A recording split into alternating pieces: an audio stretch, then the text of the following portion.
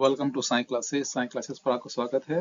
Class 10 science के लिए आज से हम एक और सीरीज स्टार्ट कर रहे हैं। ठीक है, तो एग्जाम के अंदर हमारे जो है असर्शन और रीजन से संबंधित जो है रिलेटेड कुछ क्वेश्चंस आते हैं, उनको हम पूरा एक्सप्लेन करने वाले हैं। एक कंटिन्यूअसली ये सीरीज चलने वाली है। तो शुरू करते हैं आज की क्लास। सो चैप्टर जो है वो है हमारा first, chemical reactions and equations. ठीक है, तो इसमें हम असर्शन जो रीजनिंग के जो क्वेश्चंस आते हैं उनको हम सॉल्व करेंगे, कुछ आपको ट्रिक्स भी इसमें बताएंगे। So let's start.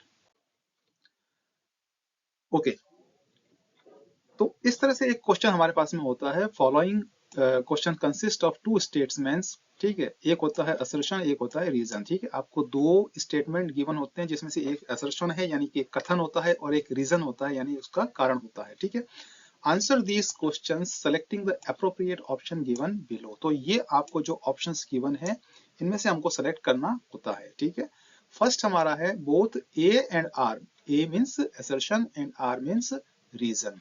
तो दोनों ही ए और आर यानी असर्शन और रीजन ट्रू है यानी सही है। And R is the correct explanation of A, यानी आर जो है, जो रीजन है वो ए को करेक्टली एक्सप्लेन करता है। ये दोनों में रिलेशन है। ठीक है, दोनों ट्रू है और ये एक्सप्लेन करता है। ठीक है, सेकंड बी ऑप्शन हमारा है both A and R are true. यहाँ पर भी वही बात है, but R is not the correct explanation of A. R जो है वो एक इंडिपेंडेंट सेंटेंस है, वो ए से कहीं पर भी रिलेट नहीं करता, यानी ए को एक्सप्लेन नहीं करता है। ठीक है, सी जो हमारा ऑप्शन है उसमें असर्शन हमारा ट्रू होगा बट रीजन हमारा फॉल्स होगा। ठीक है, और डी ऑप्शन में असर्शन फॉल्स होगा और रीजन ट्रू होगा। तो हमको क्या करना है कि दोनों ही जो स्टेटमेंट्स हैं, सेंटेंसेस हैं, उनको पढ़ करके ये जानना है कि दोनों सही हैं या दोनों में से कोई एक गलत है। ठीक है, तो अगर दोनों में से कोई भी एक गलत है तो सी या डी ऑप्शन हमारा हो जाएगा, तो वहीं पर ही जो है हम उसको क्लोज कर सकते हैं इजीली। ठीक है, लेकिन दोनों जब सही हैं तो फिर हमारा ऑप्शन ए या बी में से होगा। यहां पर हमको समझना पड़ेगा कि क्या आर ए को एक्सप्लेन करता है या आर ए को एक्सप्लेन नहीं करता है। A for assertion, R for reason. So let's begin the topic now. Our first question says, हमारा क्वेश्चन जो है असर्शन है decomposition of vegetable matter into compost is an example of exothermic reactions. ठीक है, decomposition of vegetable matter into compost is an example of exothermic reactions. Reason हमारा क्या कहता है कि exothermic reaction are those reactions in which heat is evolved. ठीक है, तो एक्सोथर्मिक जो रिएक्शन होती है उसमें हीट इवॉल्व होती है यानी गर्मी उसमें बाहर निकलती है। ठीक है, तो ये साइड में जो है हम आपको वापस उसी क्वेश्चन को, जो क्वेश्चन है जिस पर हमको आंसर करना है, जिस पर बेस्ड हमारा आंसर होगा, वो हमें देखना है। ठीक है, तो सेंटेंस को हमने इंडिपेंडेंटली पढ़ लिया, असर्शन को भी पढ़ लिया हमने और रीजन को भी पढ़ लिया। अब देखना है कि दोनों सही है या दोनों में से कोई एक गलत है। तो यहां पर जो हम पढ़ते हैं both assertion and reasons are true. देखो, डिकम्पोजिशन ऑफ वेजिटेबल मैटर, जो भी सब्जियां वगैरह होती है उनका जो डिकम्पोजिशन होता है इनटू कंपोस्ट, जब वो खाद बन जाती है, वो एक्सोथर्मिक रिएक्शन का एग्जांपल है। हाँ, सही है, बिल्कुल ठीक है। सेकंड जो रीजन है, exothermic reaction are those reactions in which heat is evolved. Exothermic reaction में हीट इवॉल्व होती है यानी हीट बाहर निकलती है, ये भी सही है। ठीक है, तो अब हमारा जो है ये सी और जो डी ऑप्शन है वो तो हमारे नहीं होंगे। ठीक है, अब हमको ए या बी में से सेलेक्ट करना है। ठीक है, तो इसको देखते हैं क्या है। देखिए, सर्शन हमको ये गिवन है। ठीक है, अब देखिए, this is true because during the decomposition of organic matter, means यहाँ पर हम बात कर रहे हैं वेजिटेबल मैटर की बात कर रहे हैं जो कि ऑर्गेनिक मैटर है।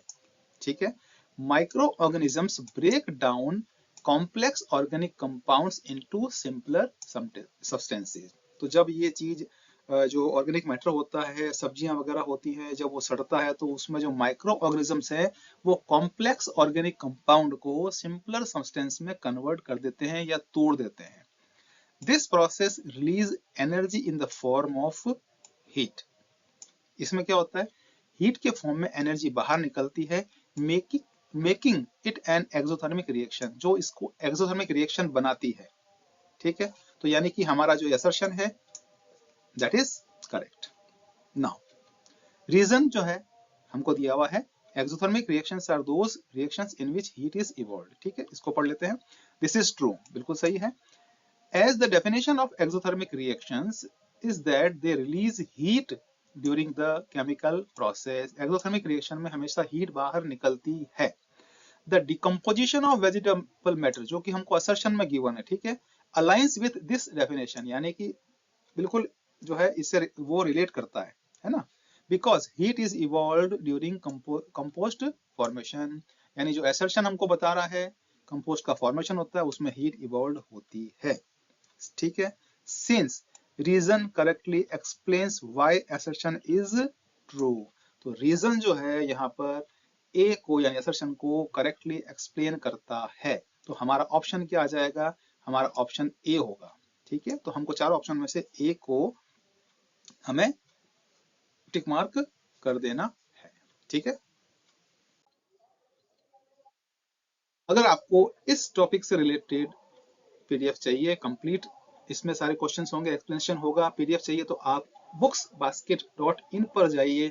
ठीक है, वहां पर आप इस इमेज को देख लेना, सेलेक्ट कर लेना। ठीक है, वहां पर और जो ऑर्डर फॉर्म है उसको फिल कर देना, जिससे कि हम आपको इसकी पीडीएफ आपके व्हाट्सएप नंबर या ईमेल पर सेंड कर सकें। ठीक है, कोई प्राइस नहीं है, बिल्कुल फ्री ऑफ कॉस्ट है, जिससे कि आपकी जो तैयारी है वो काफी अच्छे से हो जाएगी। ठीक है, आप चैनल पेज पर जाएंगे तो वहां पर आपको अलग अलग प्लेलिस्ट मिलेगी। यहाँ पर कुछ प्लेलिस्ट जो है वो मेंशन है, इसके अलावा बहुत सारा स्टडी मटेरियल है, कंटिन्यूअसली अपलोड होता जा रहा है रेगुलरली। ठीक है ना, तो आपके लिए जो भी यूजफुल है आप जरूर जरूर देखिए और अपने फ्रेंड्स के साथ भी इसको जरूर जरूर शेयर कीजिए और चैनल को सब्सक्राइब तो जरूर जरूर कर लीजिए। अगर आपको वीडियो पसंद आता है चैनल को सब्सक्राइब कीजिए। Science classes bye Naveen Saxena and Himika Saxena. मिलते हैं अब नेक्स्ट वीडियो में।